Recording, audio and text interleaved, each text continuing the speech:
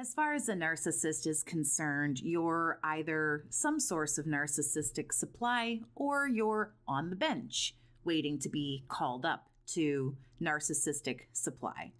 Hell, maybe you've even already been up to bat a few times. Or lastly, you don't register on their radar at all. Perhaps something happened and you didn't follow the rules, and that's how you fell off the radar. But for whatever reason, you're not there anymore. Therefore, to a narc, you're nothing. I want to talk about what can happen if you fall into a narcissist's harem of people and how it can actually operate very flawlessly. So who exactly is in a narc's harem? Since we know that narcissists need a ridiculous amount of supply, most harems are very vast. Think about all the continuous needs and wants of these incredibly crybaby-esque people. Attention, admiration, sex, money, materialistic things, the ego boosts, they gotta win everything, the power, the control, etc.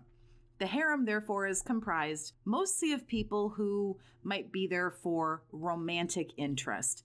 Let's face it, if you tell somebody that you like them in that special way, they will probably try harder to keep you happy than anybody else will. So, of course, the people that the narc thinks are really good potential partners are going to be there in the harem.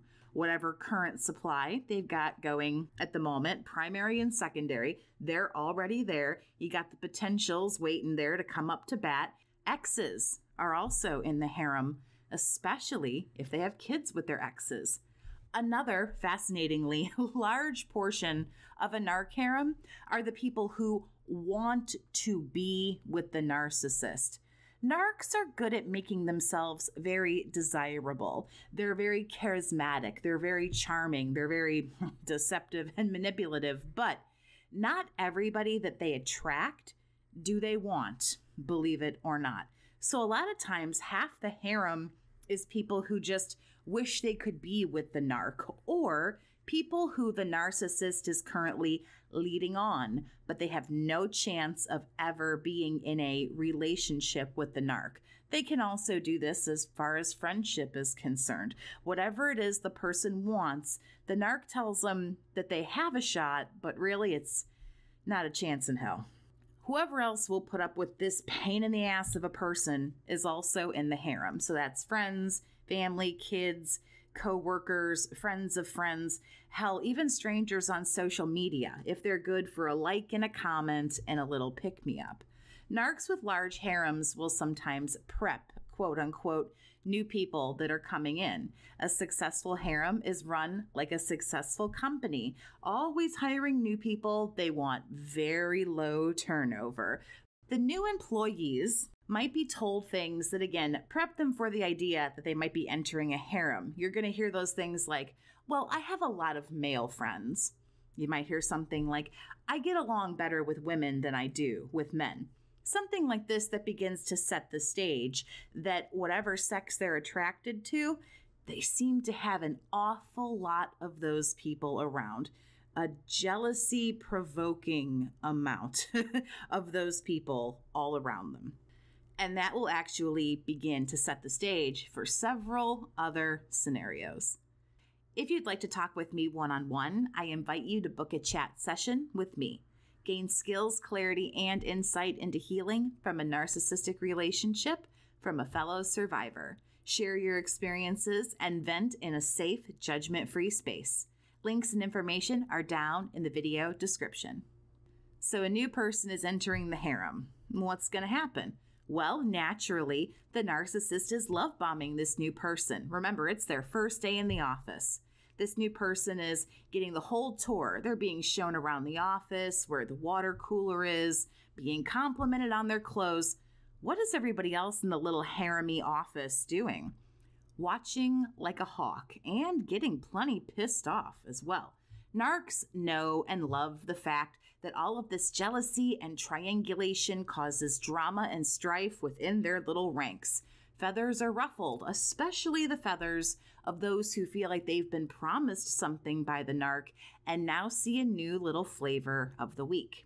Some folks in the harem will lash out at this new person if they sense anything like this on social media, for example. Others in the harem might go after the new person and take a different route, try to make friends while prying into this new person's life, trying to find dirt on them, maybe gossiping about them, starting a smear campaign all their very own. Some in the harem might choose to attack the narcissist. Depending on others in the harem, it can be intense and terrible for the new person involved.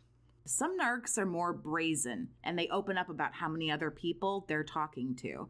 Unfortunately, the people who have been around the longest in the harem or who have been the most successfully brainwashed can be absolutely out for blood if a new person comes around. Sometimes not so much. There are a lot of variables here, but when people know about other people, there's going to be jealousy, there's going to be problems. In my relationship, I knew there were others. I assumed that because I wasn't broken up with, that I was liked the most. Of course, this was wrong. So very wrong. Did others know about me? I'm not sure. Nobody ever did anything to me. Nobody ever reached out to me. Clearly, it was okay for me to know about others because I wasn't leaving. But did others know about me? I don't know. Some people are still willing to have the narc in their life at all costs, despite the fact that they know that the narc has a harem. They know that other people are being messed with, and I know for a fact of all of that because I was one of those people. Triangulation, gaslighting, and other forms of manipulation are why harems can work so well when it's done correctly. But a narcissist needs to be a masterful storyteller and an exceptional liar. Getting others to be jealous is exactly what a narc needs. What better thing to do than to piss off like a half a dozen people and then watching them trip over each other to see who can please you the very bestest?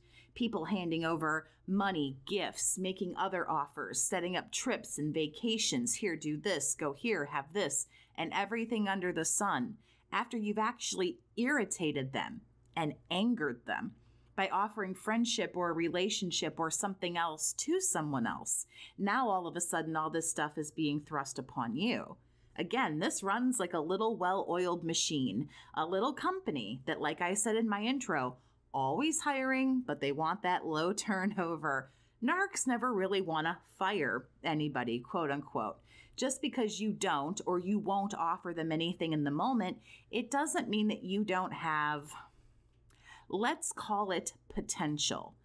So what they do is they make you false promises. No, don't leave yet. Here, I'll give you a raise. How about that corner office you've been eyeballing? It's very akin to them telling you that they're not ready to date yet, but keep giving, and they might be persuaded to change their mind. One day you'll be together. Not today, but who knows? Tomorrow might just be it. It won't be, but that's what they'll tell you. It's the same lame-ass shit they tell you during things like breakups. Oh, come on, just switch departments. It's not really like a demotion. You're just going to work on the other side of the building. You don't have to quit. Come on. That's the let's be friends bullshit. Come on, we don't have to be nothing. Just because we're not together, come on, let's be friends. You don't want to be friends with somebody like this. You don't want to be anything with someone like this. They gaslight some people, triangulate others, give some people the cold shoulder while they're dumping another person, pulling some closer, round and round and round. And when they're really, really good at this, they can craft a harem of hundreds, dare I even say in this age of social media, thousands, all ready to serve the narcissist. The narc will make you think that they're worth going to all of this trouble and anguish for, but you'll never get the real friendship, the relationship, or anything else. All this really is, all that dealing with these people really is an invitation to a circular, painful, twisted harem and a bunch of silly games with silly children. And I promise you, you play stupid games, you win stupid prizes. There is no good rewards program for this invitation. The real reward here is declining the invitation to be dealing with a narc or to be involved in their harem. Let me know if you were part of a narc harem down in the comments. And of course, anything else that you want to share, feel free to do so. Thanks so much for listening. Have a great day, survivor, and take care of yourself.